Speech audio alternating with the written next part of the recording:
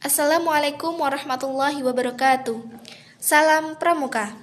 Saya Aulia Nur Afatul Mukaromah dari Prodi Pendidikan Biologi Fakultas Keguruan dan Ilmu Pendidikan dengan NPM 2113024049. Di sini saya akan kembali menjelaskan kelanjutan dari pasal-pasal mengenai kepramukaan. Dilanjutkan mengenai pasal 17 sampai dengan pasal 31. Pasal 17. Evaluasi dilakukan dalam rangka pengendalian mutu pendidikan kepramukaan sebagai bentuk akuntabilitas penyelenggaraan pendidikan kepramukaan kepada pihak yang berkepentingan. Evaluasi dilakukan terhadap peserta didik, tenaga pendidik, dan kurikulum pada setiap jenjang dan sistem pendidikan kepramukaan. Evaluasi terhadap peserta didik dilakukan oleh pembina, sedangkan evaluasi terhadap tenaga pendidik dan kurikulum dilakukan oleh pusat pendidikan dan pelatihan yang dibentuk oleh Kuartir Nasional.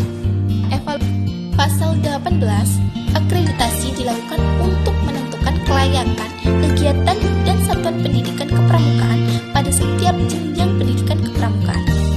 Dan akreditasi sendiri dilakukan atas dasar kriteria yang bersifat terbuka yang dilakukan oleh lembaga akreditasi sesuai dengan peraturan perundang-undangan.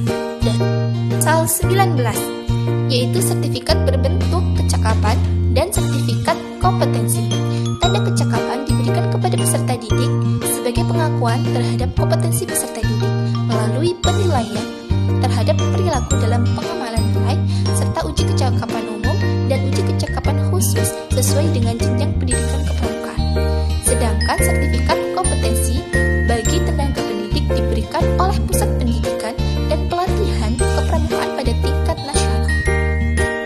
20. Gerakan pramuka bersifat mandiri, sukarela, dan non-politis. Satuan gerakan pramuka terdiri atas satuan gugus depan dan juga satuan kuartir. Pasal 21. Gugus depan sebagaimana yang dimaksud pada pasal 20 ayat 1 huruf A meliputi gugus depan berbasis satuan pendidikan dan gugus depan berbasis komunitas. Pasal 22. Gugus depan berbasis satuan pendidikan sebagaimana dimaksud pada pasal 21 meliputi gugus depan di lingkungan pendidikan formal, sedangkan gugus depan berbasis komunitas sebagaimana dimaksud pada pasal 21 meliputi depan kewilayahan, agama, profesi, organisasi, kemasyarakatan, dan komunitas lain. Pada pasal 23, kuartir yang dimaksud sebagaimana pasal 20 ayat 2 huruf B terdiri atas kuartir ranting, kuartir cabang, kuartir daerah, dan kuartir nasional. Pasal 24. Gugus depan sebagaimana yang dimaksud pada pasal 20 ayat 2 huruf A dibentuk melalui musyawarah anggota pramuka. Pasal 25. Gugus depan sebagaimana yang dimaksud pada pasal 24 dapat membentuk kuartir ranting. Sedangkan kuartir ranting sendiri sebagaimana pada ayat 2 dapat membentuk kuartir cabang. Pasal 26. Kuartir cabang sebagaimana yang dimaksud pada pasal 25 ayat 2 dapat membentuk kuartir daerah. Sedangkan kuartir daerah sendiri sebagaimana yang dimaksud pada ayat 1 dapat membentuk kuartir nasional. Pasal 27. Kepengurusan kuartir sebagaimana yang dimaksud pada pasal 23 dipilih oleh pengurus organisasi gerakan pramuka di bawahnya secara demokratis melalui musyawarah kuartir. Kepengurusan sebagaimana yang dimaksud pada ayat 1 terikat dengan jabatan publik secara. Pasal 28. Kuartir ranting sebagaimana dimaksud dalam pasal 23 huruf A merupakan satuan organisasi gerakan pramuka di kecamatan. Kuartir ranting mempunyai tugas memimpin dan mengendalikan gerakan pramuka dan kegiatan kepramukaan yang ada di kecamatan. Sedangkan kuartir ranting sebagaimana dimaksud pada ayat 1 dibentuk oleh paling sedikitnya 5 gugus depan melalui musyawarah ranting. Kepengurusan kuartir ranting dibentuk melalui musyawarah ranting. Kepemimpinan kuartir bersifat kolektif. Musyawarah ranting sebagaimana dimaksud pada ayat 3 merupakan forum untuk 1. Pertanggungjawaban organisasi, 2. Pemilihan dan penetapan kepengurusan, 3. Organisasi kuartir ranting, dan terakhir penetapan dalam rencana kerja organisasi.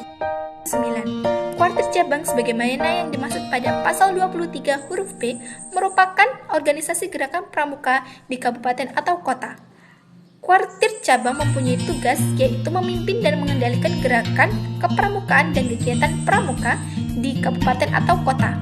Kuartir cabang sebagaimana dimaksud pada ayat 1 dibentuk melalui musyawarah cabang, keputusan kuartir cabang dibentuk melalui musyawarah cabang, dan kepemimpinan kuartir cabang ini bersifat kolektif.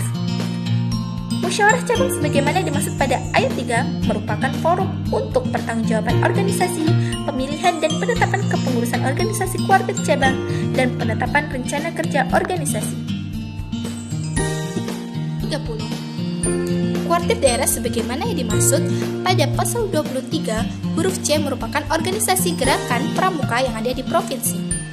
Kuartir daerah mempunyai tugas memimpin dan mengendalikan gerakan pramuka dan kegiatan pramuka yang ada di provinsi. Kuartir daerah sebagaimana yang dimaksud pada ayat 1 dibentuk melalui daerah, kepengurusan kuartir daerah dibentuk melalui musyawarah daerah, dan kepemimpinan kuartir daerah bersifat kolektif. Musyawarah daerah sebagaimana yang dimaksud pada ayat 3 merupakan forum untuk mempertanggungjawabkan organisasi, pilihan dan penetapan kepengurusan organisasi kuartir daerah, dan penetapan rencana kerja organisasi. Pasal 31. Kuartir nasional sebagaimana dimaksud dalam pasal 23 huruf D merupakan organisasi gerakan pramuka lingkup nasional. Kuartir nasional mempunyai tugas untuk memimpin dan mengendalikan gerakan pramuka serta kegiatan kepramukaan lingkup nasional. Kuartir nasional sebagaimana dimaksud pada ayat 1 dibentuk melalui musyawarah nasional. Kepengurusan kuartir nasional dibentuk melalui musyawarah nasional. Kepemimpinan kuartir nasional bersifat kolektif. Musyawarah nasional sebagaimana dimaksud pada ayat 3 merupakan forum musyawarah tertinggi untuk pertanggungjawaban organisasi, pemilihan dan penetapan kepengurusan kuartir nasional, serta perubahan dan penetapan anggaran dasar dan anggaran rumah tangga, dan penetapan rencana kerja strategi organisasi.